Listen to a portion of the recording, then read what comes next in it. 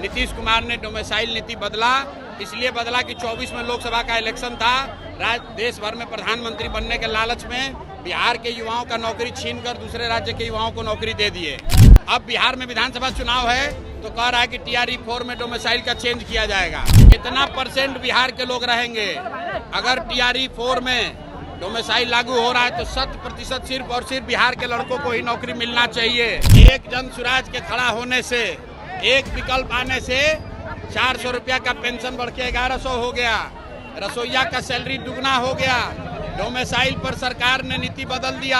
आप अंदाजा लगाइए, जिस दिन जन स्वराज का सरकार बनेगा उस दिन बिहार के युवाओं का भविष्य। बिहार में डोमिसाइल नीति नहीं लागू हुआ है, सिर्फ अगली बार जो परीक्षा TRE 4 है उसके लिए लिमिटेड किया गया है। ये लोगों को बेवकूफ़ बनाने के लिए 3 लाख शिक्षकों की बहाली हो गई, उसमें ज़्यादातर बिहार के बाहर के लोगों का हो गया।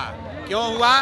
क्योंकि 2023 में नीतीश कुमार ने डोमिसाइल नीति बदला, इसलिए बदला कि 24 में लोकसभा का इलेक्शन था। देश भर में प्रधानमंत्री बनने के लालच में बिहार के युवाओं का नौकरी छीनकर दूसरे राज्य के युवाओं को नौकरी दे दिए। अब बिहार में विधानसभा चुनाव है तो कह रहा है कि TRE 4 में डोमिसाइल का चेंज किया जाएगा। ये भी नहीं बताया गया है कि कितना % बिहार के लोग रहेंगे। अगर TRE 4 में डोमिसाइल लागू हो रहा है तो 100% सिर्फ और सिर्फ बिहार के लड़कों को ही नौकरी मिलना चाहिए। और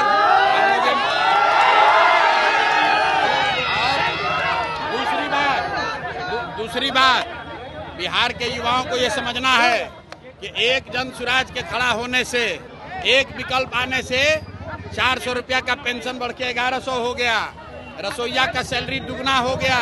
डोमिसाइल पर सरकार ने नीति बदल दिया। आप अंदाजा लगाइए, जिस दिन जन स्वराज का सरकार बनेगा उस दिन बिहार के युवाओं का भविष्य कितना बेहतर होगा।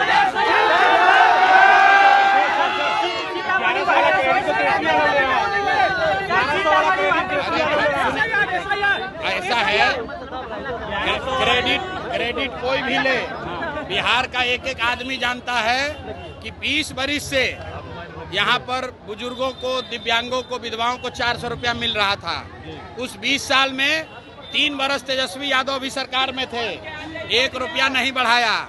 लेकिन जन स्वराज की जो व्यवस्था अभी बन रही है, ये जन स्वराज का डर नहीं है, लोगों का डर है। इतना डरा हुआ है नीतीश कुमार, इतने डरे हुए हैं कि अगर हम नहीं बढ़ाएंगे पेंशन तो लोग हमको हटा देगा। लेकिन अब जनता मानने वाली नहीं है, अब मानने वाला नहीं है, हटाएगा ही हटाएगा। सुनिए, SIR के लिए सुनिए, SIR में भाजपा के कहने पर, भाजपा के साथ मिली भगत करके इलेक्शन कमीशन यहाँ से गरीब, वंचित, मुसलमान जो बाहर प्रवासी मजदूर हैं उनका नाम काटने का कोशिश कर रहा है। लेकिन किसी को डरने का जरूरत नहीं है। सुप्रीम कोर्ट ने कहा है कि अगर आपके पास आधार कार्ड है तो आपको वोट देने का अधिकार है।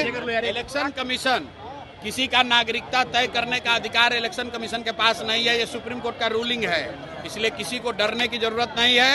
सब भाई मिलकर वोट सबको देना है। और दूसरी बात, अगर 10-20 को नाम कट भी जाएगा तो भी मैं भाजपा को ये बताना चाह रहा हूँ कि जितने लोगों का नाम रह जाएगा वही तुमको हराने के लिए काफी है।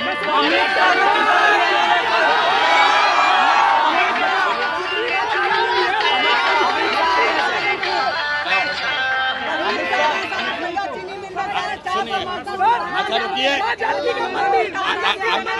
अमित शाह आ रहे,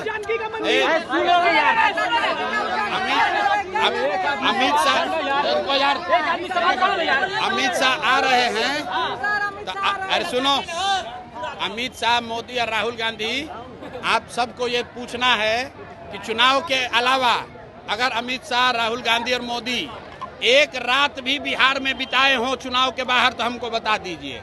ये लोग दिल्ली में बैठकर बिहारियों को गाली देते हैं। अमित शाह आएंगे तो हमारी ओर से, जनता की ओर से, बिहार के युवाओं से सवाल है अमित शाह को कि महाराष्ट्र में भाजपा की सरकार है और बिहार के बच्चों को, हिंदी भाषियों को महाराष्ट्रियों ने मारा है, वहां पर वहां के लंपन एलिमेंट ने, अमित शाह ने उस पर बयान क्यों नहीं दिया? और अगर बिहार के बच्चे महाराष्ट्र में मारे गए उस समय आप मुंह नहीं खोल रहे थे और यहाँ वोट लेने के लिए आकर सीतामढ़ी में भाषण दीजिएगा तो कोई मानने वाला नहीं है।